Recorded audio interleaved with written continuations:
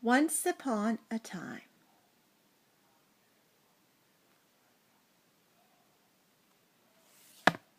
This is a story that I had when I was very, very little, maybe even 3 years old. Once upon a time, story of the Frog Prince, illustrated by Elizabeth Webb, Rand McNally and Company, Chicago, established in 1856. Someone borrowed it when I was older, and it got marked up, but it's still a very good book. Once upon a time, a beautiful young princess went into a wood near her father's palace and sat down beside a spring of cool, clear water. She amused herself by tossing up a golden ball and catching it again as it fell.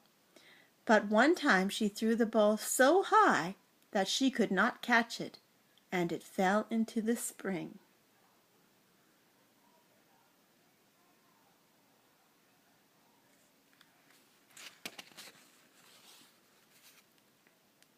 Then the princess began to weep.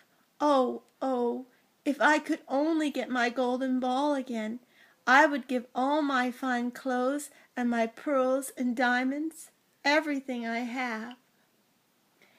As she said this, a big green frog stuck its head out of the spring and asked, "Beautiful princess, why do you weep?"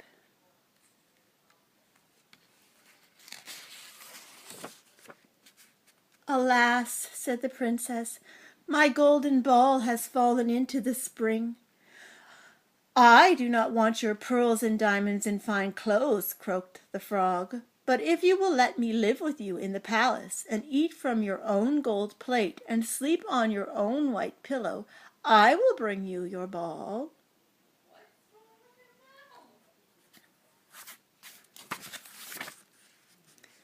"What a silly frog," thought the princess. "He can never climb out of the spring and up the steps of the palace. But perhaps he can get my ball again. So I had better promise him whatever he wants." So she said to the frog, "If you will bring me my ball from the spring, I promise everything you ask."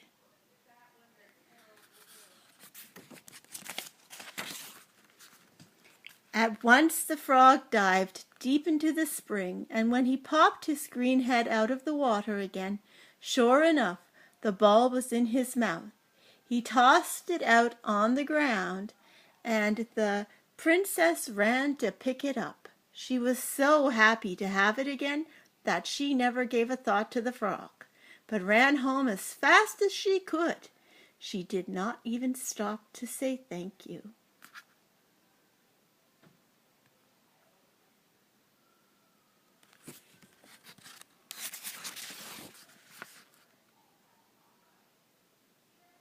Next day, just as the princess sat down to dinner, she heard a strange noise, flop, flop, flop, slowly coming up the marble staircase. Soon after there came a thump low down at the door, and a hoarse voice said, "Beautiful princess, open your door, that I may come in and go out no more. Have you forgotten the vows you made by the woodland spring in the oak tree's shade?"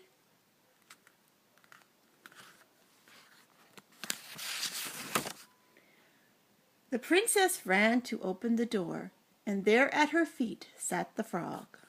She was so frightened when she saw his fat green body and his wide mouth that was trying to smile that she shut the door in his face. "Who is it, daughter?" asked the king. "What has frightened you?" "There's an ugly frog at the door," she said, "and he wants to come in. Last night I dropped my golden ball in the spring, and he dived down and brought it out for me. I promised him that he might live with me here and be my playmate, but I felt sure that he could never, never get out of the spring." The king said kindly, but very firmly to his daughter, Princesses never break their word. You must keep your promise. Let him in."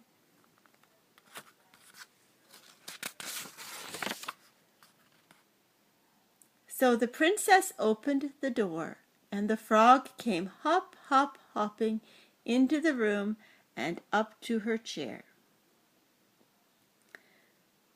"Pick me up and put me on the table at your side," said he to the princess, and the princess dared not refuse.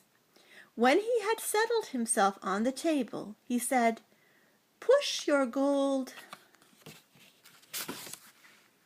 plate closer to me, that I too may eat out of it."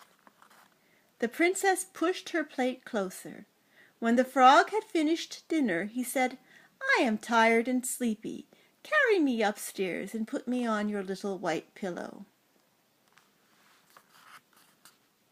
The princess took him up between her thumb and finger and carried him upstairs. There she laid him on the pillow of her little bed. But when she laid her own head on the pillow, the cold frog tumbled against her cheek.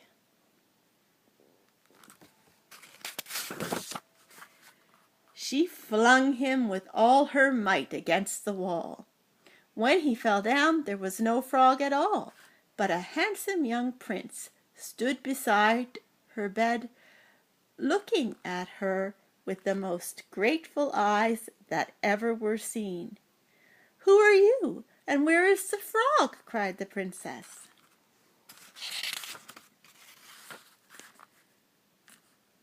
"An old witch changed me into a frog," said the prince, "and doomed me to remain a frog until some princess should let me eat from her plate and rest on her pillow."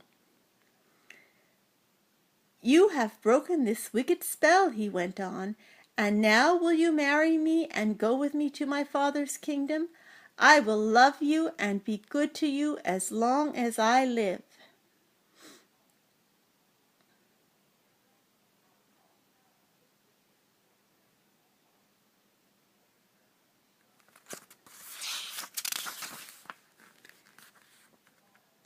The princess, you may be sure, said yes without stopping long to think it over.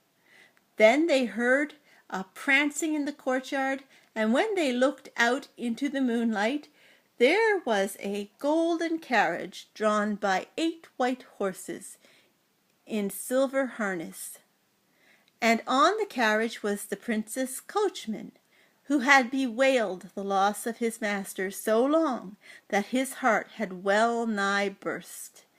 He had put 3 strong iron bands about it, lest it should break from grief and pain.